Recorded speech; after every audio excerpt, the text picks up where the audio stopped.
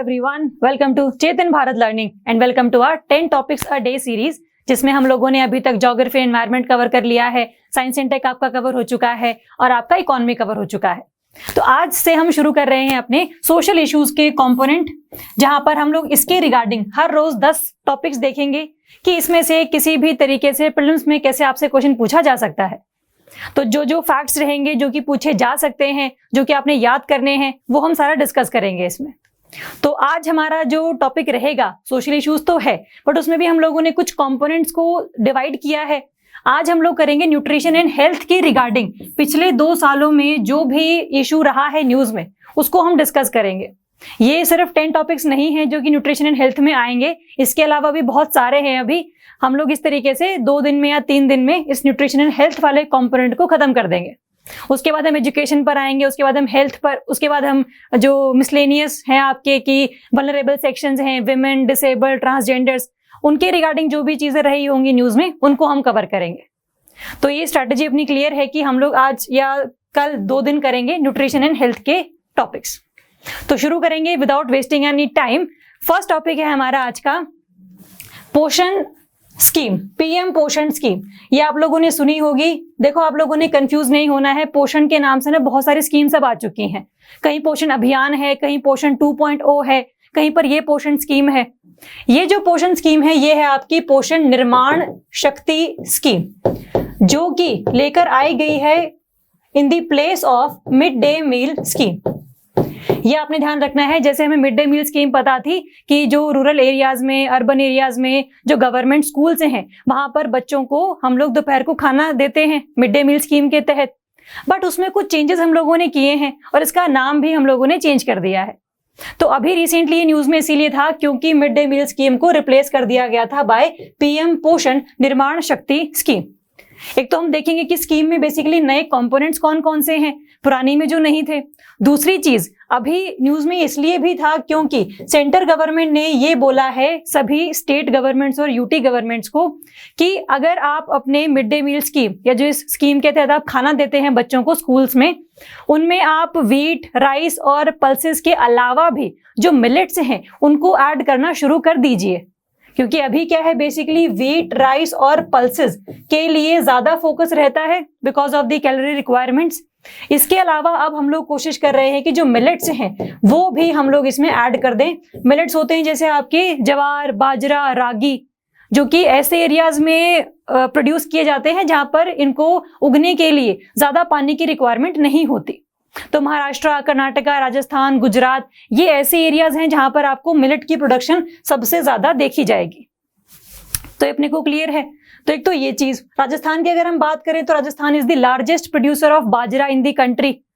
तो इस तरीके से हमें ध्यान रखना है कि मिलेट्स जो है इनको भी हम लोग इंक्लूड करने की कोशिश कर रहे हैं, ताकि जो स्टेट्स की इकोनॉमी है, उन स्टेट्स के जो फार्मर्स हैं जहां पर इरिगेशन फैसिलिटीज अवेलेबल नहीं है, मानसून की बारिश भी नहीं हो रही है, तो उनकी भी एक रेवेन्यू जनरेशन हम लोग इंश्योर कर रहे हैं।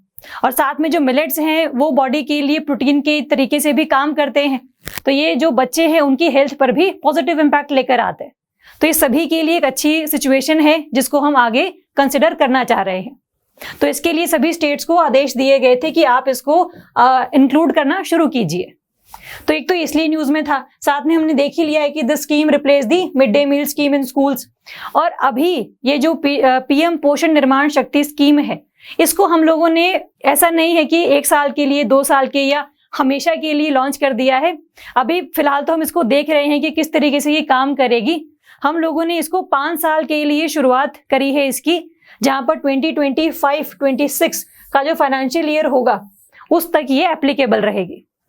फिर हम देखेंगे कि क्या हम लोगों ने जो नए कंपोनेंट्स इसमें ऐड किए थे वो काफी अच्छे तरीके से काम कर रहे हैं कि नहीं कर रहे हैं, क्या इसमें हमें और चीजें अमेंड करने की आवश्यकता है या नहीं है।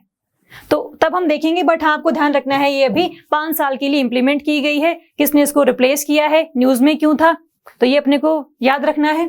साथ में अगर हम इस पीएम पोषण निर्माण शक्ति स्कीम की बात करें, इसकी जो स्पेसिफिकेशंस हैं ये भी आपने याद रखनी है, क्योंकि सीधा क्वेश्चन बन सकता है आप लोगों के लिए इस पे कि बताओ इस स्कीम के तहत किन किन एरियाज के बच्चों को हम लोग कवर करने की कोशिश करते हैं। तो कवरेज बेसिकली क्या है, इसमें कवरेज है कि जो प्राइमरी लेवल पर बच्चे पढ़ रहे हैं फ्रॉम 1 to 5 क्लास, और जो अपर प्राइमरी है 6 to 8, सभी स्कूलों में 1 से लेकर 8th क्लास के जो बच्चे हैं उनको हम लोग दिन में 100 ग्राम and 150 gram of food grains per working day each to ensure the minimum of 700 calories। तो ये बेसिकली क्या है, बच्चों की हेल्थ के लिए हम लोग करने की कोशिश कर रहे हैं, क्योंकि ज्यादातर जो बच्चे हैं वो बहुत गरीब परिवारों से आते हैं और वो ज्यादा फूड को अफोर्ड नहीं कर पाते, न्यूट्रिशियस फूड को अफोर्ड नहीं कर पाते, क्योंकि वो थोड़ा सा महंगा होता है। इसीलिए सरकार की कोशिश रहती है कि बढ़िया क्वालिटी का फूड, व्हीट, राइस, पल्सेस, ये सब जो हैं इनको दिए जाए, क्योंकि कई बार ये भी देखा गया है कि इस स्कीम की वजह से काफी ज्यादा जो अटेंडेंस है वो भी स्कूल्स में बढ़ गई है। तो एनरोलमेंट रेशो भी बढ़ रहा है, अटेंडेंस भी बढ़ रही है, बच्चे सीख भी रहे हैं कुछ। तो ये एक स्कीम जो है एक तरीके से हम लोगों ने डबल सिचुएशंस को काउंटर करने के लिए इंप्लीमेंट करी थी। बच्चों की अटेंडेंस भी बढ़ गई और उनकी हेल्थ का भी हम लोगों ने ध्यान रख लिया, बीइंग ए वेलफेयर स्टेट। तो एक तो ये कवरेज है, साथ में ये जितने भी प्री प्राइमरी क्लासेस के बच्चे हैं जिनकी एज जो है that is 3 to 5 years of age, जो कि बाल वाटिकाज में रहते हैं, मतलब एक तरीके से आप ये वो बोल सकते हो कि प्री प्राइमरी स्कूल्स हैं, तो वहां पर भी जो बाल वाटिकाज में बच्चे रहते हैं उनको भी इसमें हम लोगों ने कवर किया है। तो आपने ध्यान रखना है, बाल वाटिका के बच्चों को भी कवरेज एप्लीकेबल है, 1 to 5 प्राइमरी वालों को भी है और 6 to 8 अपर प्राइमरी वालों को भी है, मतलब 1 to 8th ऑफ क्लास, ऐसे भी आप याद कर सकते हो। तो कवरेज हम लोगों ने देख ली, साथ में इसमें ये भी चीज लेकर आई गई है कि स्कूल न्यूट्रिशन गार्डन्स बनाए जाएंगे। इसमें अगर हम बात करें ना न्यूट्रिशन गार्डन्स की, इनको हम बोलते हैं पोषण वाटिका। हर स्कूल में, आंगनवाड़ी सेंटर्स में, कॉलेजेस में, मतलब जहां पर भी एरियाज खाली पड़े हुए हैं, जहां पर कोई भी काम नहीं चल रहा है, तो वहां पर आपने एक सिंपल ऐसे वाटिका सी बनानी है, एक बगीचा सा बनाना है, जहां पर आपने वो क्रॉप्स उगानी है जो कि बच्चों के हेल्थ के लिए अच्छी रहेंगी, जिसमें हम लोग मेनली फ्रूट्स, वेजिटेबल्स, इन सबको कवर करते हैं। तो इससे क्या है, हमारा जो हॉर्टिकल्चरल कंपोनेंट है एग्रीकल्चर में, उसको भी थोड़ा सा हम एग्रेसिवली इंप्लीमेंट कर पा रहे हैं। तो फ्रूट्स, वेजिटेबल्स आप लगाए, ये हैं आपके पोषण वाटिकास, जिनको हम लोग हर स्कूल में लगाने की कोशिश कर रहे हैं। और इनको लगाने के लिए हमने जो कॉन्ट्रैक्ट्स हैं वो सेल्फ हेल्प ग्रुप्स वाले मेंबर्स को दिया है, जो भी और वहां पर रूरल एरिया में जो अपना नया बिजनेस खोलने की सोच रहा है वो इसमें भी पार्टिसिपेट कर सकता है। तो ये क्या है, रूरल इकोनॉमी को भी फायदा पहुंचेगा इससे, और बच्चों की हेल्थ को तो फायदा है ही है। तो ये सारी चीजें जो आपने ध्यान रखनी है कि हाँ, न्यूट्रिशनल गार्डन्स, पोषण वाटिकास का जो कंसेप्ट है वो यहाँ पर अभी लेकर आया गया है। तो एक तो ये चीज, साथ में अगर हम बात करें कि इसमें हम लोगों ने जितने भी एस्पिरेशनल डिस्ट्रिक्ट्स हैं उनको भी ज्यादा तरीके से इंक्लूड करने की कोशिश करी है, और जहां पर हाई प्रेवलेंस ऑफ अनीमिया है, मतलब एक ऐसा एरिया जहां पर काफी ज्यादा आयरन डेफिशिएंसी देखी गई है in the girls, adolescent girls, lactating mothers, pregnant women, तो इन सभी में अगर ज्यादा आयरन डेफिशिएंसी है तो उनको ज्यादा अमाउंट ऑफ न्यूट्रिशन की जरूरत है। तो उस एरियाज पर भी हम लोग काफी फोकस कर रहे हैं। तो एक तो ये चीज है, साथ में एक ये नई चीज आई है कि पहले होता क्या था, अगर state governments mid day meal scheme के तहत व्हीट, राइस, पल्सेस या वेजिटेबल्स देते थे, तब तो सेंटर उनको पैसे दे देता था। लेकिन अगर स्टेट ने अपनी मर्जी से मिल्क, एग, मिलेट्स अगर ये ऐड करने हैं तो सारी की सारी जो बर्डन है वो आता था स्टेट गवर्नमेंट्स पे। कहने का मतलब है खर्चा स्टेट गवर्नमेंट उठाता था। लेकिन अब सेंटर गवर्नमेंट ने वो चीज भी खत्म कर दी है कि अगर आप नया कंपोनेंट भी ऐड कर रहे हो, चाहे मिल्क हो, चाहे एग हो, चाहे मिलेट्स हो, सारा खर्चा सेंटर गवर्नमेंट ही उठाएगा। तो इससे क्या है, जो स्टेट गवर्नमेंट्स हैं उनका बर्डन थोड़ा सा कम हो गया। तो ये एक नई चीज है जो कि हमें ध्यान रखनी है कि सेंटर अब हर चीज का बर्डन अपने आप ही उठाता है। और एक और नई चीज इसमें लेकर हम लोग आए हैं, सोशल ऑडिट। अभी तक जो सोशल ऑडिट था वो हम लोगों ने मनरेगा स्कीम में पढ़ा है कि अल्टीमेटली इसका इम्प्लीमेंटेशन अब अच्छे से कर रहे हैं कि नहीं कर रहे हैं, एक्चुअल में जो पॉपुलेशन है उनको फायदा पहुंच रहा है कि नहीं पहुंच रहा है। तो वैसे ही इस स्कीम का भी हम लोग करेंगे सोशल ऑडिट, जहां पर जो जिस एरिया पर इसको इम्प्लीमेंट किया गया है वहां के लोग बताएंगे कि क्या एक्चुअल में ये जो स्कीम है वो बढ़िया तरीके से इम्प्लीमेंटेड है या नहीं है। सिर्फ सेंट्रल गवर्नमेंट के कह देने से कि ये अच्छी इंप्लीमेंट हम लोगों ने कर दी है बात नहीं बनती। लोग खुद बताएंगे, जो यूनिवर्सिटीज के बच्चे हैं वो यहाँ पर आकर सर्वे करेंगे, जो देखेंगे कि हाँ एक्चुअल में ये बढ़िया तरीके से यहाँ पर लागू की गई है।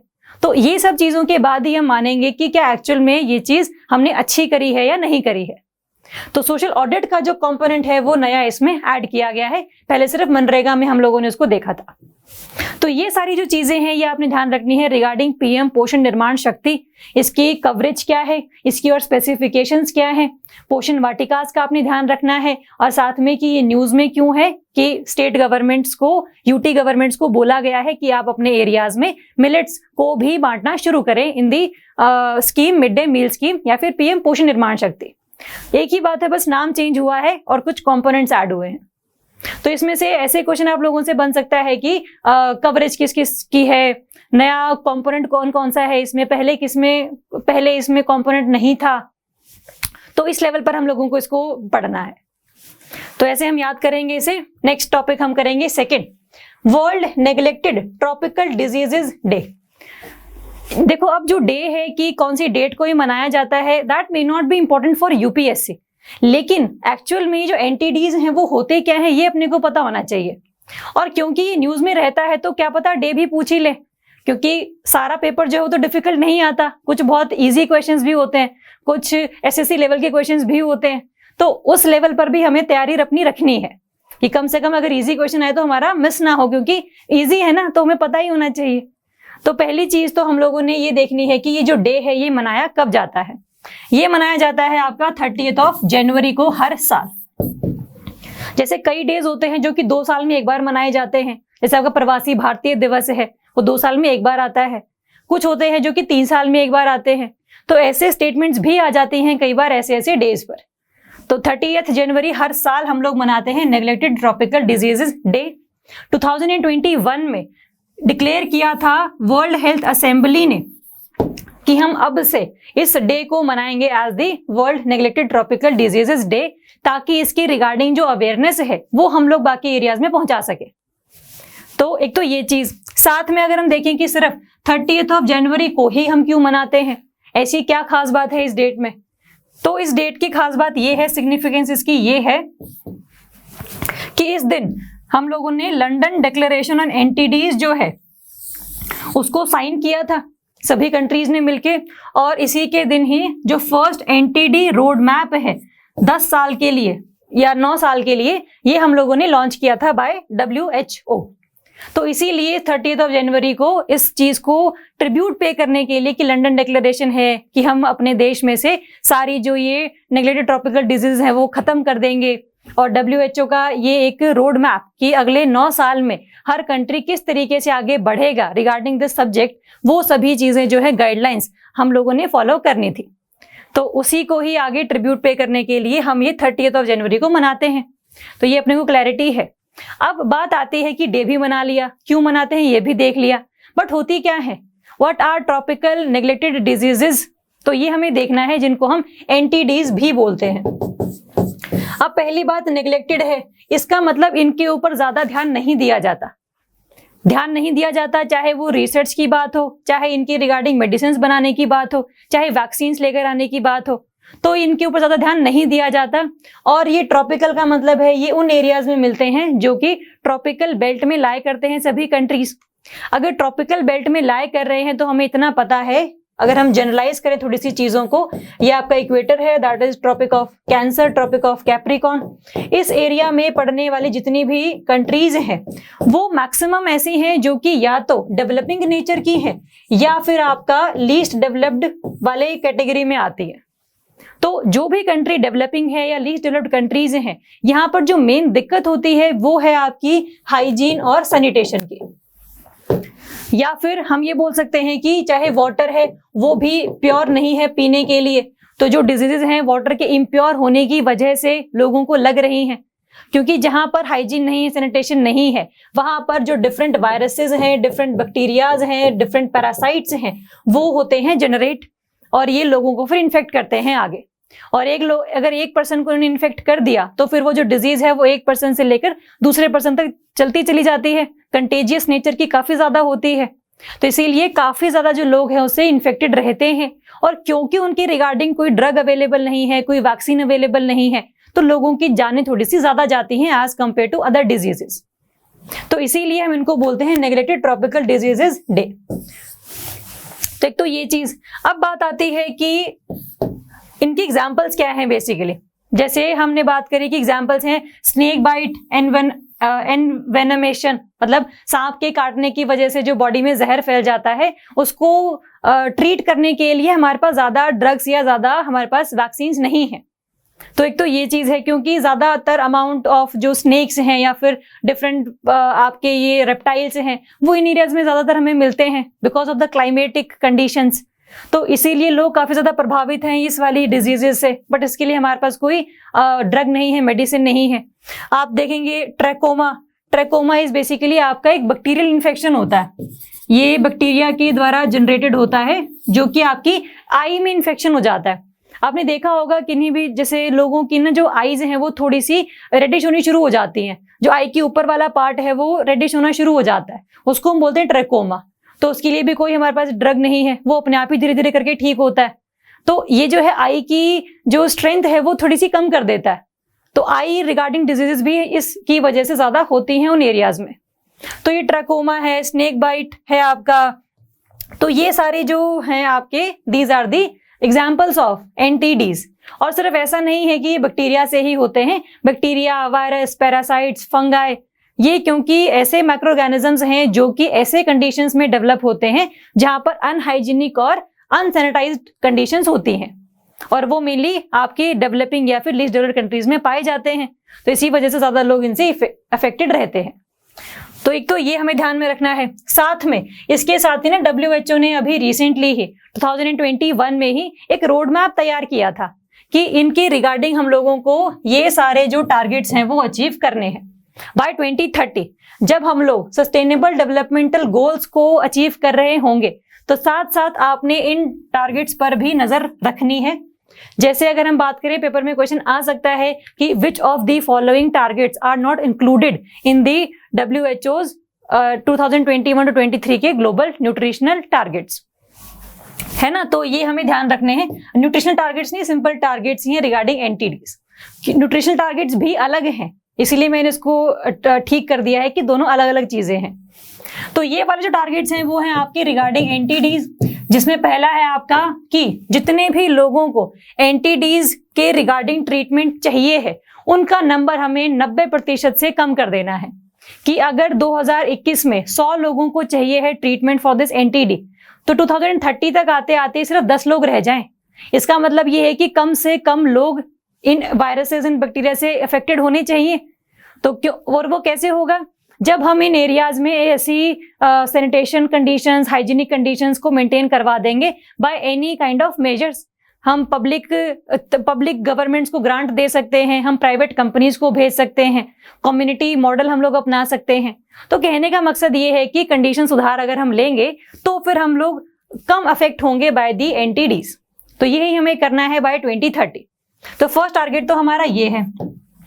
दूसरा है कम से कम 100 कंट्रीज ऐसी होनी चाहिए जिन्होंने अपने देश में कम से कम एक एनटीडी को तो मतलब खत्म ही कर देना है, उसको हम लोगों ने एलिमिनेट कर देना है। कम से कम 1 एनटीडी। अब कम से कम है, इसका मतलब ये नहीं कि एक पर ही काम करेंगे, कोशिश हमारी 3-4 की रहती तब जाकर एक खत्म होती है। इसीलिए सबको ये चीजें पता है, तो इसलिए टारगेट्स भी ऐसे रखे जाते हैं। तो ये सेकंड टारगेट है हमारा। 2 डिजीजेस ऐसी हैं जिनको खत्म करने की बात की गई है। पहली है आपकी ड्रैकुलियासिस एंड एक है आपकी यॉज। तो ये दोनों जो डिजीज है ये हमें खत्म करनी है। ये जो डिजीज है ये होती है because of the impure water. ये इम्प्योर वाटर की वजह से होती है, क्योंकि पानी अगर ज्यादा खराब होता है तो उसमें एक जो पैरासाइट है वो जनरेट होना शुरू हो जाता है, और वो जो पैरासाइट है वो बॉडी को अफेक्ट करता है ह्यूमंस की, और अल्टीमेटली फिर ये ह्यूमन की बॉडी की जो इम्यूनिटी है उसको कम कर देता है। तो इसीलिए धीरे धीरे करके जो पर्सन है वो काफी वीक होना शुरू हो जाता है, और इसके लिए कोई हमारे पास ड्रग भी नहीं है। तो ये है आपका पैरासिटिक इन्फेक्शन जो कि इम्प्योर वाटर की वजह से फैलता है। और दूसरा है आपका यॉज, ये आपका एक बैक्टीरियल इन्फेक्शन है, एक बैक्टीरिया की वजह से होता है जो कि आपकी स्किन, आपकी बोन्स, इनको इम्पैक्ट करता है ना। आपने देखा होगा किसी भी पर्सन की जो स्किन है वो थोड़ी सी अजीब होनी शुरू हो जाती है, जो बड़े बड़े से पिंपल्स टाइप से हैं वो होने शुरू हो जाते हैं स्किन्स पर, तो वो क्या है आपका यॉज है। तो ये ऐसी एंटिटीज हैं जिनके ऊपर ज्यादा अभी तक काम नहीं किया गया है, क्योंकि मेडिसिन बनाने वाली कंपनीज को ऐसा लगता है कि अगर उन्होंने इसके ऊपर काम किया तो बहुत सारे जो लोग हैं उसको ना तो पे कर सकते हैं इसके रिगार्डिंग, क्योंकि पहले ही वो पुअर कंट्री से आते हैं, तो इतना सारा हम खर्चा कर भी दें रिसर्च एंड डेवलपमेंट में, मेडिसिन बना भी दें, लोग खरीदने वाले ही ना हो तो फिर फायदा क्या। इसीलिए ये जो एक लकूना है वो भी प्रेजेंट है, ना तो मेडिसिनल कंपनीज यहाँ पर आना चाहती हैं और ना ही जो लोग हैं उनकी पेइंग कैपेसिटी हम लोग बढ़ा पा रहे हैं। तो ये दोनों चीजों को हमें डील करना है, तभी जाकर हम हर कंट्री से एंटिटीज को इरेडिकेट कर पाएंगे। लास्ट टारगेट है आपका इसमें, reduce by 75% the disability adjusted life years daily. देखो इसकी डेफिनेशन भी आपको पता होनी चाहिए, क्योंकि सीधी डेफिनेशन लिखी आती है और नीचे लिखा होता है कि बताओ ये डेफिनेशन किस फिनोमिना की है, तो हमें पता होनी चाहिए। नाम से ही क्लियर है, डिसेबिलिटी एडजस्टेड लाइफ ईयर्स। अगर मान लो कि किसी भी डिजीज की वजह से आपकी डेथ हो गई है जब आप 50 ईयर्स के ही थे, अगर आपको वो डिजीज नहीं होती तो आप कम से कम 70 साल जीते, कम से कम की बात कर रहे हैं हम लोग, क्योंकि लाइफ एक्सपेक्टेंसी एवरेज हमारी उतनी ही है अभी। तो वो 20 साल, और या फिर जब आपको डिजीज हुई थी तब आप 45 ईयर्स के थे, तो 45 से लेकर 50 तक आपने 5 साल उस डिजीज के साथ में गुजारे हैं, जहां पर आपने अपने पोटेंशियल से थोड़ा सा कम काम किया है। तो ये जो 20 + 5 25 ईयर्स हैं आपके, ये आपके माने जाते हैं डिसेबिलिटी एडजस्टेड लाइफ ईयर्स। इसी को हमें कम से कम 75% तक कम करना है बाय 2030। तो ये इंपॉर्टेंट है कि अगर ये 25 है एवरेज तौर पर हम माने, तो 75% इसे हम कम कर देंगे, तो इसको हम थोड़ा सा और 4 या 5 तक ले आएंगे। 75% ऑफ 25 जो भी होगा उसको देख लेना एक बार। तो कहने का मकसद ये है कि इसकी जो डेफिनेशन है, ये जो फिनोमिना है, ये पता होना चाहिए, that is the sum of the years. Sum है of potential life lost due to premature death, premature death की वजह से जो आपके आगे आने वाले साल रह गए हैं वो भी आपने ऐड करने हैं, and the years of productive life lost due to disability compare to normal life.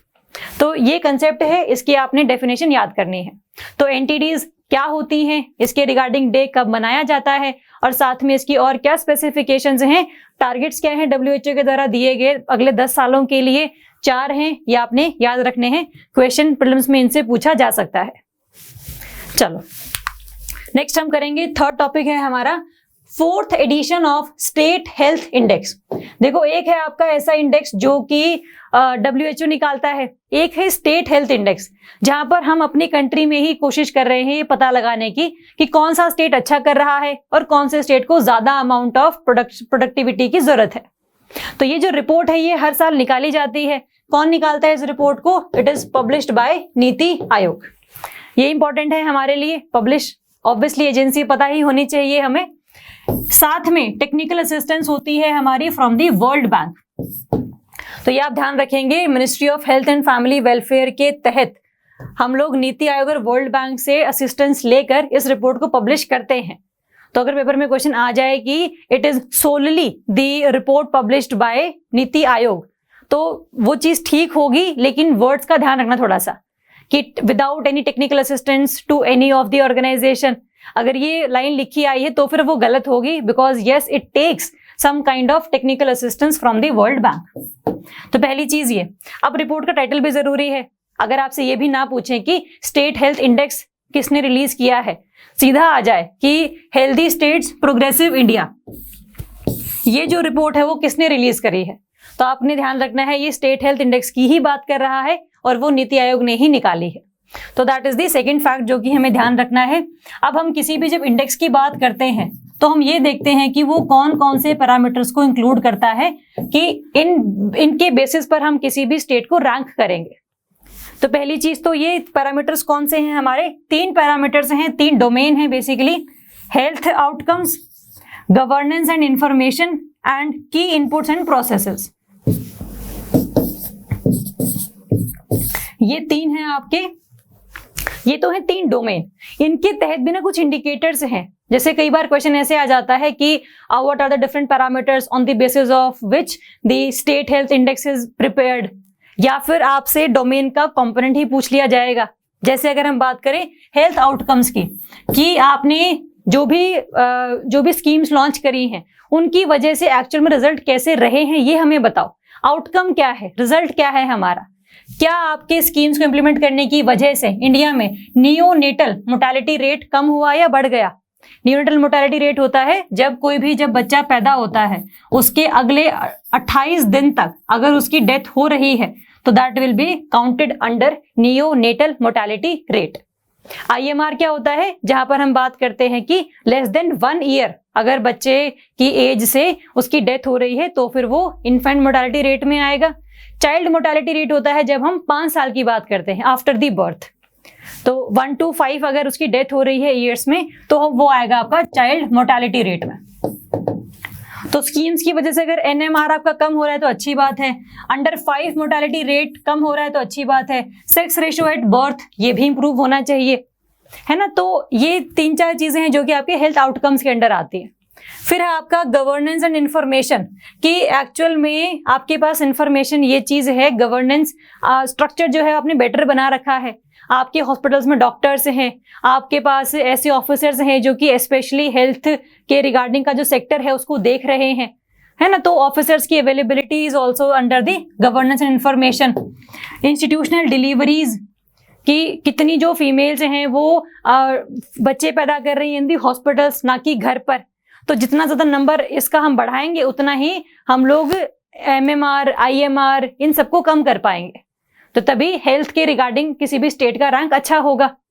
Third component है आपका की इनपुट्स एंड प्रोसेसेस, जिसमें ये बताया गया है कि एक्चुअल में जितने डॉक्टर्स की जरूरत होनी थी क्या उतने ही डॉक्टर्स हॉस्पिटल्स में अवेलेबल हैं, depending upon the size of population. अगर बिहार झारखंड की बात करेंगे तो वहां पर नंबर ऑफ डॉक्टर ज्यादा होने चाहिए because of the more population. तो डिपेंडिंग अपॉन द पॉपुलेशन कितने डॉक्टर्स हैं, कितने और आपके हेल्थ केयर प्रोवाइडर्स हैं, वो अगर हम मेजर कर रहे हैं तो दैट विल कम अंडर की inputs and processes. Functional medical facilities, birth and death registration और TB का जो है ट्रीटमेंट, उसकी सक्सेस रेट भी हम लोग इसमें देख रहे हैं। तो ये बेसिकली क्या है, आपके इनपुट्स हैं, प्रोसेसेस हैं, कि एक्चुअल में अगर कोई भी पर्सन अगर ट्रीटमेंट लेने आ रहा है तो फिर उसको प्रोसीजर्स जो है वो क्या फ्लेक्सिबल मिल रही हैं या फिर रिजिड पोजीशन है कि ना तो डॉक्टर्स अवेलेबल हैं, ना मेडिसिन अवेलेबल हैं और ना ही ट्रीटमेंट की जो क्वालिटी है वो अच्छी है। तो ये 3 पैरामीटर्स हैं जिनकी बेसिस पर हम लोग कोशिश करते हैं कि हर स्टेट जो है बेटर परफॉर्म करे। अब ये हम नहीं बोल सकते कि जो उत्तर प्रदेश की पॉपुलेशन है उस स्टेट को हम लोग कंपेयर करेंगे विद मिजोरम, क्योंकि दोनों का टेरेन अलग है, पॉपुलेशन अलग है, सरकारें अलग हैं, है ना। तो इस वजह से हम लोगों ने स्टेट्स को रैंक करने के लिए इनको अलग अलग कैटेगरीज में डिवाइड किया है ताकि एक जो हम लोग प्लेटफॉर्म इनको ऐसा दे सकें कि सभी को हम लोगों ने अच्छे तरीके से रैंक किया है। तो इसमें हम लोगों ने रैंकिंग कैसे करी है, larger states, smaller states and UTs. Larger state जैसे आपका यूपी, MP, राजस्थान, हरियाणा, पंजाब, ये वाले स्टेट्स। स्मॉलर में आपकी नॉर्थ ईस्टर्न स्टेट्स आ गए, सिक्किम, गोवा, ये सारे आ गए। तो ये हम लोगों ने इसलिए किया है ताकि हर स्टेट को हम लोग उसके हिसाब से ही मेजर कर सके, कोई डिस्क्रिमिनेशन ना हो या फिर उसका मोरल जो है वो डाउन ना हो जाए। अगर हम बात करें, 2 चीजें आपने ध्यान रखनी है। पहले रिपोर्ट में है कि in terms of annual incremental performance, कि आपने पिछले साल के मुकाबले कितना ज्यादा इंप्रूव किया है। अगर आपके स्टेट में पहले 100 बच्चों की डेथ हो रही थी, अब वो 40 हो रही है या 30 हो रही है, उसमें कितनी इंप्रूवमेंट आपने दिखाई है, वो है आपका एनुअल इंक्रीमेंटल परफॉर्मेंस। अगर हम इसकी बात करें तो लार्जर स्टेट्स में फर्स्ट रैंक पर है आपका उत्तर प्रदेश। अदरवाइज उत्तर प्रदेश के बहुत बुरे हाल हैं, मतलब इसी रिपोर्ट के हिसाब से। लेकिन अगर मैं इंक्रीमेंटल परफॉर्मेंस की बात करूं तो उत्तर प्रदेश फर्स्ट नंबर पर है। तो एक तो ये चीज। स्मॉलर स्टेट्स में है आपका मिजोरम। मैंने यहाँ पे अगले 2 या 3 लिखे हुए हैं, बट आप लोग पहला ही याद कर लेना क्योंकि फैक्ट्स वगैरह अदरवाइज बहुत हो जाएंगे। तो कम से कम पहला कम से कम आप याद कर लेना। तो लार्जेस्ट स्टेट्स में यूपी था, स्मॉलर में मिजोरम है और यूटीज में है आपका दिल्ली। तो ये है बात है आपकी पिछले साल के मुकाबले इंक्रीमेंटल परफॉर्मेंस की। अगर मैं ओवरऑल बात करूं कि भाई कितना है आईएमआर, कितना है एमएमआर, कितने हैं डॉक्टर्स, ओवरऑल बताओ मुझे, मैं पॉपुलेशन को कंसिडर नहीं कर रहा अभी। तो अगर मैं ओवरऑल की बात करूं तो लार्जेस्ट स्टेट्स में बाजी मारी है आपके केरला ने, Kerala at the first step. Smaller states की अगर मैं बात करूं तो मिजोरम है, मिजोरम इंक्रीमेंटल में भी फर्स्ट पर है, ओवरऑल में भी फर्स्ट पर है स्मॉलर कैटेगरी में। यूटीज में है आपका दादरा एंड नगर हवेली, ये इंपॉर्टेंट है, एंड दमन एंड दीव क्योंकि अब मर्ज हो चुके हैं ये, तो इसमें ये इंक्रीमेंट ओवरऑल परफॉर्मेंस इसकी सबसे बेटर है इन टर्म्स ऑफ यूटी। तो पेपर में ध्यान से पढ़ना कि पूछा क्या है, ओवरऑल रैंक पूछा है या फिर आपका एनुअल इंक्रीमेंटल ग्रोथ पूछी है। ध्यान से पढ़ेंगे तभी आगे चलेंगे, क्यों अदरवाइज होगा क्या, चीजें पता होने के बावजूद भी गलत हो जाएंगी। तो ये हमें ध्यान रखना है।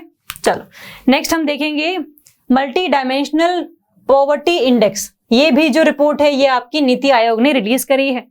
अब देखो नाम से ही इसका क्लियर है, मल्टी डायमेंशनल पॉवर्टी, क्योंकि हम गरीबी को बेसिकली क्या मानते हैं ना कि जिसके पास पैसे कम है वो पुअर है, लेकिन ऐसा नहीं होता। जिसके पास हेल्दी लाइफस्टाइल नहीं है वो भी पुअर है, जिसके पास एजुकेशन का एक्सेस नहीं है वो भी पुअर है, जिसकी लाइफस्टाइल जो है वो बहुत ज्यादा ऐसी कंडीशंस में हो रही है जो कि बहुत अनहाइजीनिक है या अनसैनिटाइज्ड हैं, वो भी पुअर है। इसीलिए पॉवर्टी सिर्फ और सिर्फ पैसे की कमी को हम लोग नहीं मानते, अदरवाइज और चीजें भी बहुत हैं जो कि पॉवर्टी में आती हैं। इसीलिए हम लोगों ने एक मल्टी डायमेंशनल पॉवर्टी का जो कंसेप्ट है वो लेकर आया है कि पॉवर्टी हैज डिफरेंट डायमेंशंस। तो ये जो रिपोर्ट है ये रिलीज की गई है आपके नीति आयोग के द्वारा। तो पहली चीज ये। अब बात आती है कि इसको सभी स्टेट्स को अगर हम रैंक कर ही रहे हैं तो फिर किन किन पैरामीटर्स पर करेंगे। जैसे आपका स्टेट हेल्थ इंडेक्स था, उसके 3 पैरामीटर्स थे, आपका गवर्नेंस इंफॉर्मेशन, आपका की इनपुट्स एंड प्रोसेसेस, और आपका एक और था जहां पर हमने ये बात करी थी कि हेल्थ के आउटकम्स क्या हैं। तो 3 वो थे। साथ में अगर हम एमपीआई की बात करें तो इसके 3 डायमेंशंस हैं, health, education and standard of living. तो ये 3 पैरामीटर इसके हैं, ये ध्यान रखेंगे, दोनों चीजों में कंफ्यूज नहीं होंगे। एमपीआई जो है ये एक ऐसा कंसेप्ट है जहां पर हम पॉवर्टी को बहुत अलग अलग नजरियों से देखते हैं। तो ये 3 आप यहाँ ध्यान रखेंगे। साथ में ये ना 12 इंडिकेटर्स हैं इसके साथ, मतलब हर एक में कम से कम 4 आगे कंपोनेंट्स हैं। ये आपको नजर आएंगे इस वाले डायग्राम में, ये भी हम डिस्कस करते हैं अभी, बट अभी के लिए हम देख लेते हैं कि 12 इंडिकेटर्स हैं। और ये जो बेसलाइन रिपोर्ट हम लोगों ने बनाई है कि कौन सा स्टेट अच्छा कर रहा है रिगार्डिंग स्टैंडर्ड ऑफ लिविंग या फिर रिगार्डिंग दी एजुकेशन, वो हम लोग डेटा उठा रहे हैं आपका जो नेशनल फैमिली हेल्थ सर्वे 4 था, उसको रेफरेंस मानकर हम लोग सभी स्टेट्स को एनालाइज कर रहे हैं कि एक्चुअल में आपने किसी भी कंपोनेंट के रिगार्डिंग कितना काम किया है। तो ये मत सोचना कि अलग से सर्वे किया जाता है इसके लिए ऑलरेडी जो एनएफएचएस का सर्वे है 4 वाला, उसको हम काउंट कर रहे हैं। अभी तक एनएफएचएस 5 आ चुका है जिसमें देखेंगे हम लोग कि उसमें क्या रिपोर्ट्स आई हैं, बट ये जो रिपोर्ट है वो है आपकी एनएफएचएस 4 के अकॉर्डिंग। तो एक तो ये चीज, साथ में अब फाइंडिंग्स देख लेते हैं कि पॉवर्टी लेवल्स कौन से स्टेट में ज्यादा है, कौन से स्टेट में कम है। तो सबसे ज्यादा जो पॉवर्टी है वो है आपकी बिहार वाले एरिया में और झारखंड वाले एरिया में। तो बिहार झारखंड वाला एरिया सबसे ज्यादा पुअर है, और सबसे अच्छा जो स्टेट है वो है माना जाता है आपका केरला, और उसको हम आगे अगर देखें तो Puducherry is the second stage पर वो है आफ्टर केरला। तो ये तो होगी पॉवर्टी की बात।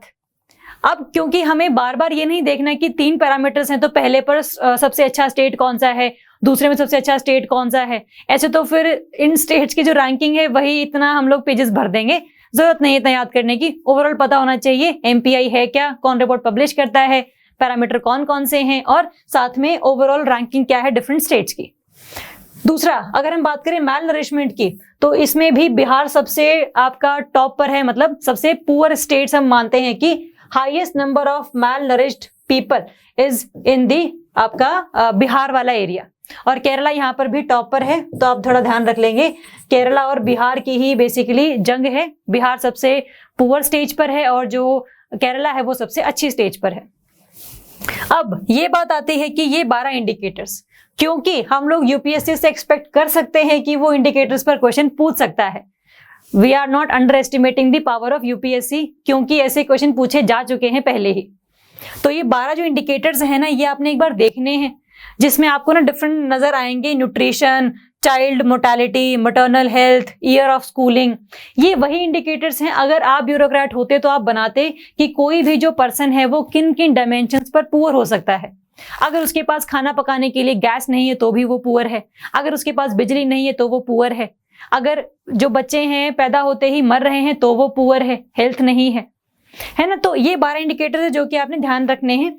और साथ में 2-3 चीजें आपने ध्यान रखनी है कि जैसे कुकिंग फ्यूल है, कुकिंग फ्यूल में 58.5% जनता हमारी ऐसी है जो कि क्लीन कुकिंग फ्यूल का यूज नहीं करती है।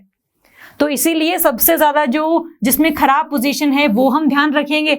एक तो ये, और दूसरा है आपका सैनिटेशन। इंडिया में मेन फोकस रहता ही है आपका कुकिंग फ्यूल पर, सैनिटेशन पर, क्योंकि यहाँ पर सबसे ज्यादा पॉपुलेशन का प्रपोर्शन सफर करता है। तो ये 2 चीजें थोड़ा ध्यान रखना। और कुकिंग फ्यूल के लिए हम लोग पीएम उज्ज्वल योजना तो चला ही रहे हैं, वो भी इंपॉर्टेंट है। और अगर हम सबसे नीचे की बात करें तो हम बात करते हैं स्कूल अटेंडेंस और आपका चाइल्ड मोर्टेलिटी। 2.7 है ये, जहां पर हम ये देखते हैं कि सरकार ने बहुत स्कीम्स चलाई हैं। जननी सुरक्षा योजना चलाई है, प्रधानमंत्री मातृत्व सुरक्षा योजना चलाई है, प्रधानमंत्री मातृत्व सहयोग योजना चलाई है। तो इन सब चीजों की वजह से इंडिया में एमएमआर और जो आईएमआर है वो कम हो रहा है ना। तो इस वजह से ये थोड़ा सा कम हम लोग लेकर आ पाए हैं। साथ में अगर हम देखें तो सेकंड है आपका ये स्कूल अटेंडेंस। जो हम लोगों ने मिड डे मील स्कीम की बात की थी, तो मैंने आपको बताया था कि स्कूल अटेंडेंस को बढ़ाने में इस स्कीम का बहुत बड़ा रोल रहा है। तो इसीलिए that scheme is considered to be very successful scheme, काफी साल से चलती हुई आ रही है। और साथ में इसीलिए स्कूल अटेंडेंस में भी हम लोग थोड़ा सा अच्छा परफॉर्म कर पा रहे हैं। तो सबसे ज्यादा पोजीशन खराब किस सेक्टर में है, सबसे अच्छी किस सेक्टर में है, थोड़ा सा अपने को एनालिसिस पता होना चाहिए। और ये 12 इंडिकेटर्स आप लोग देखेंगे एक बार, जिसमें हाउसिंग, बैंक अकाउंट्स। देखो बैंक अकाउंट्स भी आपका 3rd नंबर पर है, जहां पर हम सिचुएशन ठीक में बैठे हुए हैं। बिकॉज ऑफ प्रधानमंत्री जनधन योजना सबके बैंक अकाउंट्स खोले गए, 0 बैलेंस अकाउंट खोले गए। तो इस वजह से कुछ चीजें ऐसी हैं जो कि हम लोगों ने इंप्रूव करी हैं because of the different schemes की इंप्लीमेंटेशन। और इनमें थोड़ा सा कमी है जो कि आपका कुकिंग फ्यूल और सैनिटेशन वाला एरिया है। थोड़ा सा इसमें और चीजें हमें करने की आवश्यकता है। तो इस तरीके से आप इसको ध्यान रखेंगे। साथ में नेक्स्ट देखते हैं आपका ग्लोबल न्यूट्रिशन रिपोर्ट। ये भी अभी रिसेंटली ही लॉन्च की गई थी, इसीलिए काफी न्यूज में थी ये। अगर मैं इस रिपोर्ट की बात करूं, ग्लोबल न्यूट्रिशन रिपोर्ट की, पहली बार 2013 में एक समिट हुई थी जिसका नाम था N4G, nutrition for growth initiative summit. इस समिट में ये डिसाइड किया गया था कि हर साल हम लोग एक रिपोर्ट पब्लिश करेंगे जिसके तहत हम ये बताएंगे कि पूरा जो वर्ल्ड है वो कितना ज्यादा मैलनरिश्ड है और बाय कंट्री टू कंट्री भी कितनी पोजीशंस हमारी खराब है। ये हम बताएंगे रिगार्डिंग द न्यूट्रिशनल कैपेसिटीज। तो इसी रिपोर्ट को हम लोगों ने पहले बार पब्लिश किया 2014 में। तो ये बिल्कुल नई ही रिपोर्ट है, क्योंकि यूपीएससी में जो चीज 10 साल पहले हो रखी होती है वो नहीं मानते हम लोग। तो 2014 में हम लोगों ने ये पहली बार रिपोर्ट पब्लिश करी थी। ये हर कंट्री वाइज डेटा भी देती है, ओवरऑल डेटा भी देती है। तो ये इसलिए थोड़ी सी इंपॉर्टेंट है। यहाँ पर कुछ ना इंपॉर्टेंट फैक्ट्स हैं कि जो आप यूज कर सकते हो अपने आंसर्स में। तो अभी तो हम प्रीलिम्स की बेसिकली बात कर रहे हैं, तो मेंस का इतना जिक्र नहीं करेंगे। ये डेटा आपका लेकिन मेंस में भी काम आ सकता है, जब आपको ये बताना हो कि जो पूरा वर्ल्ड है उसमें जो है 2 बिलियन लोग ऐसे हैं, अराउंड 8 बिलियन पर्सन्स में से, पीपल में से 2 बिलियन लोग ऐसे हैं जिनमें आयरन और विटामिन की कमी है। तो इसीलिए जो पूरा वर्ल्ड है उसका अगर 25% लोग ही मैलनरिश्ड हैं तो फिर वो एफिशिएंसी से काम नहीं कर पाते और अल्टीमेटली इकोनॉमी की ग्रोथ नहीं होती। तो ये डेटा हैं जो कि आप मेंस में यूज करेंगे, बट हम प्री फोकस अभी चीजें देख रहे हैं तो इसको हम डिस्कस नहीं कर रहे हैं। फिर भी आप लोग इसको देख लेना, पीडीएफ में दिया हुआ है ये।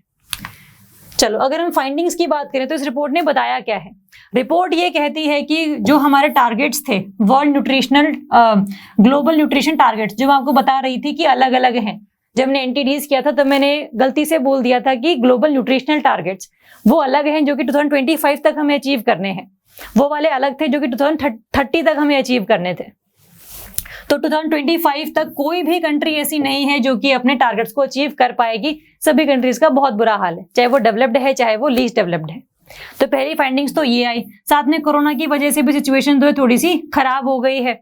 फूड प्रोडक्शन एक ऐसी एक्टिविटी है एग्रीकल्चर जहां से एमिशंस होते हैं, खास करके आपका मीथेन एमिशन जो है सबसे ज्यादा होता है बाय एग्रीकल्चर। तो मीथेन क्या है? ग्लोबल वार्मिंग गैस है। इसीलिए जितने ज्यादा लोगों के लिए हमें फूड प्रोड्यूस करना है, उतना ही ग्लोबल वार्मिंग को हम लोग इंक्रीज कर रहे हैं। तो एक तरफ हम सोल्यूशन दे रहे हैं और वो सोल्यूशन ही क्या बन रहा है? हमारी प्रॉब्लम बन रहा है। तो ये भी इसका एक कहना है कि आपने कुछ ऐसी स्ट्रेटजीज अपनानी है जहां पर फूड प्रोडक्शन से होने वाले मीथेन एमिशंस को आप कम से कम करो, ताकि ग्लोबल वार्मिंग तो ना हो। तो एक तो ये इसने बताया है सारा का सारा हमें, और साथ में ये बोला है कि कोई भी ऐसा रीजन नहीं है, चाहे साउथ ईस्ट एशिया की बात कर लो, चाहे अफ्रीका की, चाहे यूरोपियन रीजन की, कोई भी रीजन ऐसा नहीं है जो कि एसडीजी गोल्स को इंप्लीमेंट कर देगा by 2030 regarding the health and environmental problems. तो इसमें काफी ज्यादा ऐसी वाइब आ रही है कि कोई भी काम हम लोग ढंग का नहीं कर रहे हैं एज अ वर्ल्ड, मतलब एज अ होल पॉपुलेशन की हम बात कर रहे हैं, सिर्फ इंडिया की बात नहीं कर रहे। इंडिया स्पेसिफिक अगर हम बात करें तो इंडिया के बारे में इसने कुछ चीजें बोली हैं कि इंडिया, 3 चीजें आपने ध्यान रखनी है कि इंडिया किस सेक्टर में आगे अच्छा परफॉर्म कर रहा है और किस सेक्टर में बुरा परफॉर्म कर रहा है पिछले सालों के मुकाबले। अगर मैं बात करूं तो इंडिया अच्छा परफॉर्म कर रहा है regarding the stunting and childhood overweight. Stunting का बेसिकली मतलब क्या है? जहां पर हम हाइट मेजर करते हैं रिगार्डिंग दी एज। अगर आपकी एज के रिगार्डिंग आपकी हाइट है तो फिर अल्टीमेटली आप स्टंटेड नहीं है। तो इंडिया जो है चाइल्ड स्टंटिंग पर काफी अच्छा काम कर रहा है, नंबर्स काफी कम हुए हैं, और चाइल्डहुड ओवरवेट पर भी इंडिया ने काफी अच्छा काम किया है। And India is on course to meet the target by 2025। तो ये तो है अच्छी बात स्टंटिंग और चाइल्डहुड ओवरवेट के केस में। दूसरा है आपका वेस्टिंग के रिगार्डिंग। वेस्टिंग होता है जब हम बात करते हैं your weight in respect of your height. तो इंडिया जो है इस मामले में काफी अच्छा परफॉर्म नहीं कर रहा है, और जो सिचुएशन है वो ज्यादा खराब हो रही है इंडिया में। तो इंडिया इसको अचीव नहीं कर पाएगा ऑब्वियसली। और अगर मैं इंडिया में अनेमिक इंडियन विमेन की बात करूं कि कितने नंबर ऑफ विमेन अनेमिक हैं, आयरन डेफिशिएंसी है, तो वो नंबर इंक्रीज हुआ है आपका 52.6% से 53 तक चला गया ये। तो 4 सालों में नंबर हमारा बल्कि कम होना चाहिए, बट अनीमिया इंडिया में बढ़ रहा है। तो इस वजह से 2 चीजें ऐसी हैं जो कि हम लोग खराब कर रहे हैं, और 2 पर हम लोग अच्छा परफॉर्म कर रहे हैं कि हम अपने टारगेट को अचीव कर लेंगे। तो ये चीजें हैं जो कि आपने इसके बारे में ध्यान रखनी है कि इस रिपोर्ट में क्या बेसिकली बोला गया है, और ये कब शुरू की गई थी रिपोर्ट, इंडिया स्पेसिफिक फाइंडिंग्स क्या है, ओवरऑल फाइंडिंग्स क्या है, तो वो हम याद रखेंगे। चलो नेक्स्ट हम देखेंगे न्यूट्रिशनल स्मार्ट विलेज इनिशिएटिव। ऐसे विलेजेस जो कि न्यूट्रिशन स्मार्ट है, जैसे होता है ना क्लाइमेट स्मार्ट, कि क्लाइमेटिक कंडीशंस कैसी भी हो हम लोग अडेप्ट कर लेंगे, हमारा इंफ्रास्ट्रक्चर ऐसा है जो कि क्लाइमेट चेंज से प्रभावित नहीं होता। वैसे ही हर एक विलेज कैसा होना चाहिए? न्यूट्रिशन स्मार्ट होना चाहिए। जहां पर जैसे ना ये आयोग के द्वारा ये रिपोर्ट निकाली गई थी जिसमें कुछ ये चीजें बताई गई हैं कि कोई भी जो विलेज है वो न्यूट्रिशन स्मार्ट कैसे बनता है। जैसे for example there is no hunger and food insecurity, हर पर्सन को खाना मिल रहा है, अच्छा खाना मिल रहा है, मैल नरिशमेंट कम से कम है। Communities aware of the linkages between agriculture, आपका natural resources, income and nutrition. तो मतलब कहने का मतलब ये है कि आपको न्यूट्रिशन के बारे में चीजें पता है, कौन सी चीज प्रोटीन का सोर्स है, कौन सी चीज कार्बोहाइड्रेट का सोर्स है, ये सब आपको पता होना चाहिए। तभी अपनी जो डाइट है वो बढ़िया तरीके से इस्टेब्लिश कर सकते हैं। ऐसा ना हो कि आपकी डाइट में प्रोटीन ज्यादा हो जाए तो किडनी पर इंपैक्ट पड़ता है ज्यादा। तो इस वजह से जो भी ये सारी इंफॉर्मेशन है वो उनको पता होनी चाहिए। न्यूट्रिशन के बारे में पूरा विलेज हमारा स्मार्ट होना चाहिए। तो एक तो ये चीज। अब ये जो इनिशिएटिव है ये हमारा पोषण अभियान के अंडर हम लोगों ने लॉन्च किया है। पोषण अभियान भी हम करेंगे अभी अगले ही स्लाइड्स में। तो ये कहने का मकसद ये कि एक सब कंपोनेंट है आपका पोषण अभियान का, जिसको हम नेशनल न्यूट्रिशन मिशन भी कहते हैं। Poshan Abhiyan is also known as national nutrition mission. साथ में इसमें हम लोग 75 विलेजेस को अडॉप्ट करेंगे, और ये अडॉप्ट कौन करेगा? By all India coordinated research project. इसके द्वारा and Indian council of agriculture research and central institute for women in agriculture, ये दोनों, ये आपने ध्यान रखना है, AICRP एंड ICAR-CAWA। क्योंकि कई बार ऐसा होता है कि हम लोग ना काफी ऐसी रिपोर्ट्स पढ़ते हैं जहां पर नीति आयोग रिस्पॉन्सिबल होता है, मिनिस्ट्री ऑफ हेल्थ रिस्पॉन्सिबल होता है, तो उसमें कंफ्यूजन फिर क्रिएट होती है कि ये एक्चुअल में कौन कर रहा है। तो क्योंकि पोषण अभियान जो है वो मिनिस्ट्री ऑफ हेल्थ देखता है ना, तो इस वजह से हमें लगता है कि मिनिस्ट्री ऑफ हेल्थ के अंडर आता होगा ये। तो ऐसा नहीं है, थोड़ा सा ध्यान रखेंगे। इन दोनों एजेंसीज के द्वारा 75 लिस्ट अडॉप्ट किए जाएंगे जहां पर उनको न्यूट्रिशनली स्मार्ट बनाया जाएगा। तो एक तो ये चीज, साथ में ऑब्जेक्टिव्स क्या हैं कि क्यों हम लोगों ने इसको ऐसा बनाया है।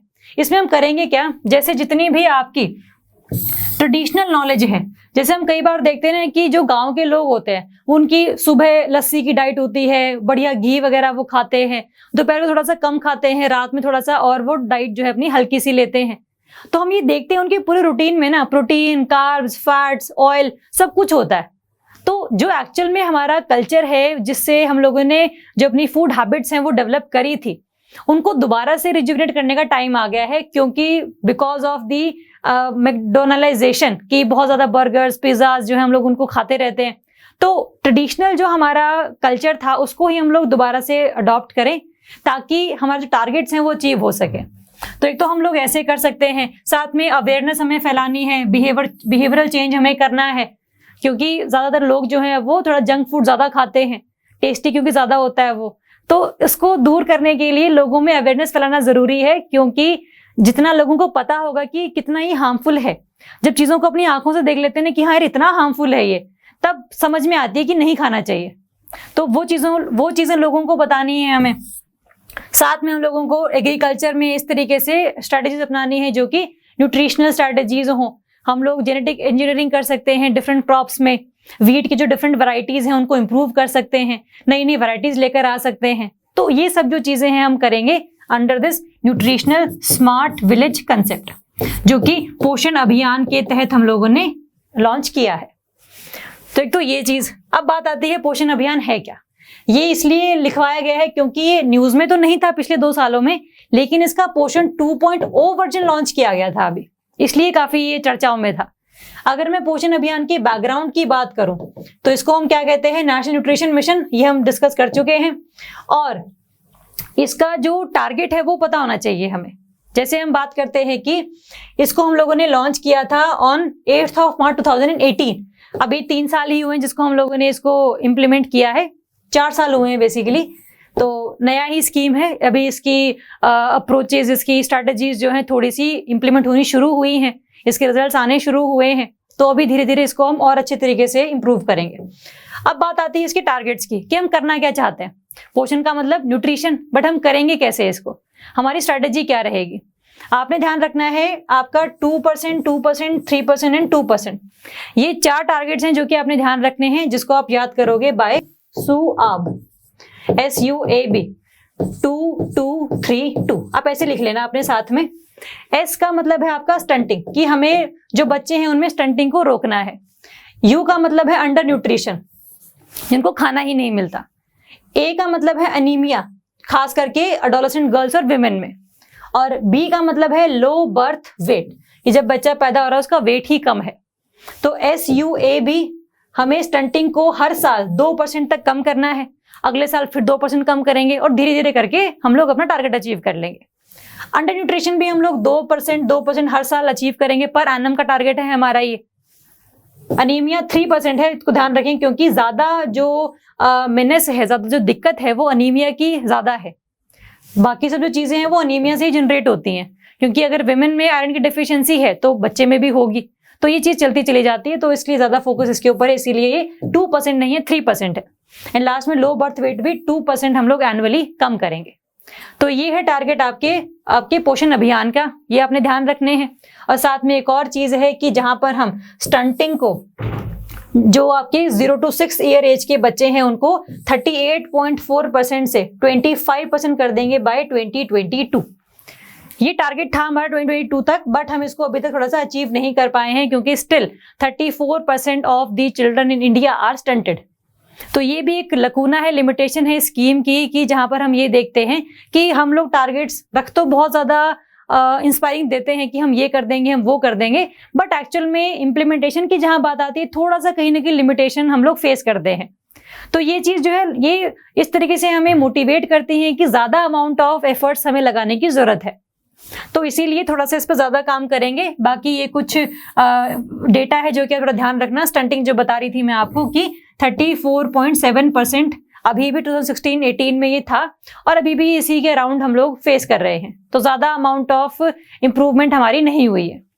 तो ये कुछ है चीज़ें, डेटा जो आप ध्यान रख लेंगे। बाकी पोषण अभियान ये है, और पोषण 2.0 इंपॉर्टेंट है कि 2.0 में ऐसी क्या चीज़ें हैं जो कि हम लोगों ने अभी लेकर आई हैं। पहली चीज़, हमारा जो मेन फोकस रहेगा अब वो रहेगा एस्पिरेशनल डिस्ट्रिक्ट्स पर, जो कि ऐसे डिस्ट्रिक्ट्स हैं जो कि ज्यादा हेल्थ और एजुकेशन में पिछड़े हुए हैं as compare to rest of India. तो हमारा फोकस उस पर रहेगा, और साथ में एस्टैब्लिश्ड, वहीं पर हम क्या एस्टैब्लिश करेंगे, पोषण वाटिकास, जो हमने डिस्कस किया था रिगार्डिंग हम लोगों ने जब मिड डे मील स्कीम किया था। तो मैंने आपको बताया था पोषण वाटिकास क्या है, वो भी हम लगाएंगे यहाँ पर। और ये नेशनल न्यूट्रिशन मंथ था जो कि हमारा सितंबर में हम मनाते हैं, तो इसमें ये हमने डिसीजन लिया था कि हम ये सारे काम करेंगे। तो पोषण 2.0 में ज्यादा जो मेन फोकस है वो है आपका एस्पिरेशनल डिस्ट्रिक्ट्स में पोषण वाटिकास को लगाने पर। ये इंपॉर्टेंट एजेंडा है। अब एक और चीज, मैंने आपको अभी 5-6 मिनट पहले बोला था कि ये जो पोषण अभियान है वो आता है मिनिस्ट्री ऑफ हेल्थ के अंडर। मिनिस्ट्री ऑफ हेल्थ के अंडर नहीं आता है, ये आता है आपका ministry of women and child development. ये इंपॉर्टेंट है, पेपर में क्वेश्चन ऐसे पूछा जा सकता है कि ये स्कीम कौन से मिनिस्ट्री के अंडर आती है। हेल्थ नहीं है, विमेन एंड चाइल्ड डेवलपमेंट है, इसको थोड़ा सा ठीक कर लेना है ना। तो गलतियां करके ही हम लोग सीखेंगे, बस ऐसे हमें याद रह जाएगा, पेपर में गलती नहीं होगी। विमेन एंड चाइल्ड डेवलपमेंट ही कि लगा था पोषण अभियान मिनिस्ट्री ऑफ हेल्थ का होना चाहिए, बट नहीं है, तो ministry of women and child development है।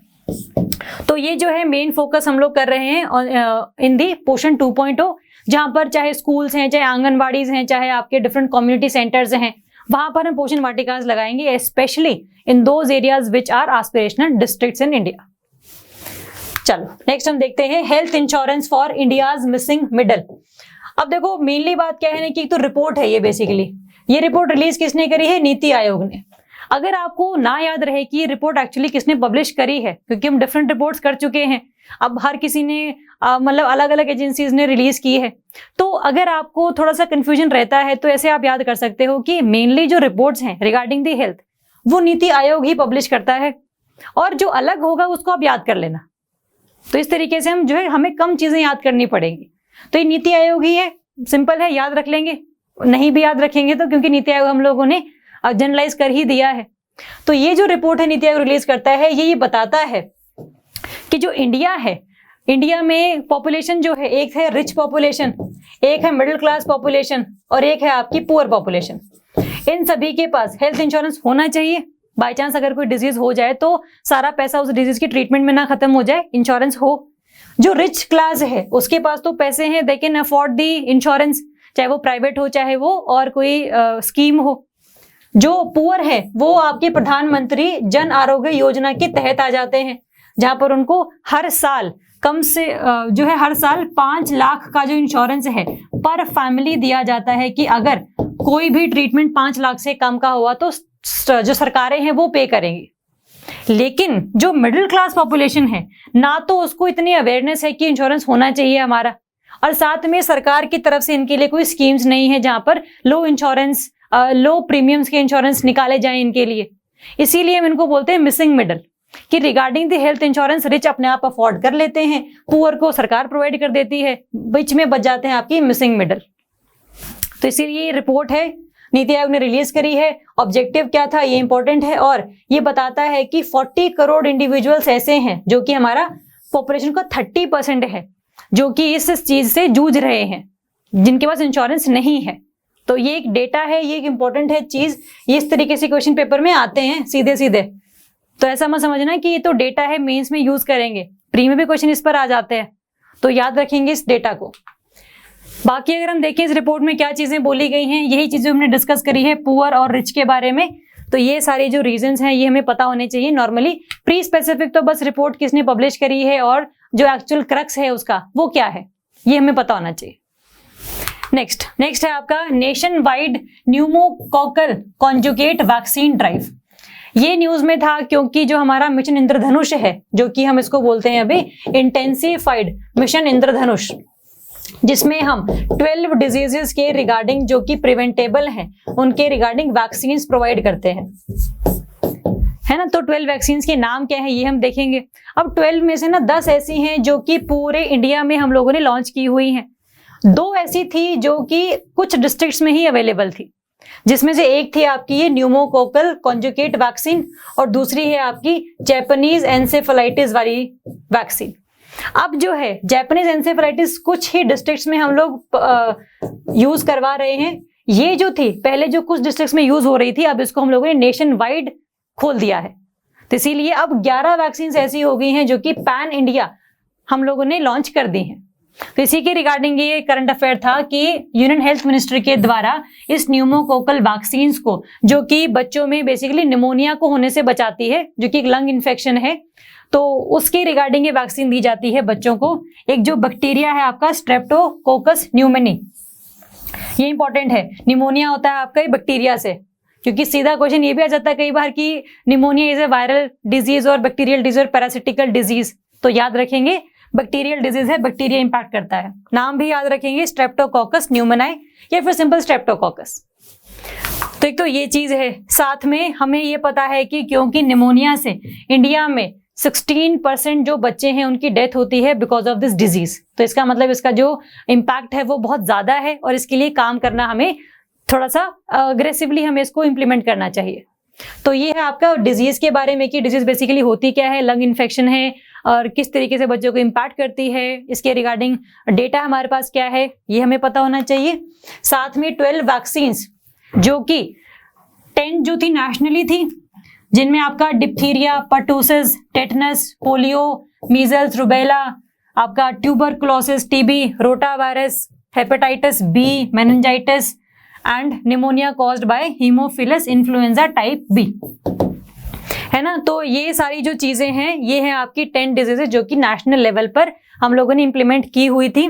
जो दूसरी 2 डिजीजेस हैं जिनको हम न्यूमोकोकल निमोनिया और जैपनीज एन्सेफेलाइटिस, ये दोनों जो हैं हम सिर्फ कुछ लेवल पर ही इंप्लीमेंट करते थे, बट अब जो है ये वाली न्यूमोकोकल कॉन्जुगेट वैक्सीन अब नेशनली एक्सपैंड की जा चुकी है, जबकि सिर्फ जो जैपनीज एन्सेफेलाइटिस वाली है वो सिर्फ कुछ ना कुछ डिस्ट्रिक्ट्स में ही हम लोग इंप्लीमेंट करवा रहे हैं। तो टोटल 11 हैं। ये आपने इनके नाम भी ध्यान रखने हैं क्योंकि पेपर में सीधा क्वेश्चन आता है which of the following diseases are included under the mission Indradhanush, जहां पर हम वैक्सीन प्रोवाइड करते हैं। तो 6-7 ऑप्शन दे रखे होंगे, हमें ऑप्शंस होंगे 1 2 3 4 5 या फिर 3 4 5 6।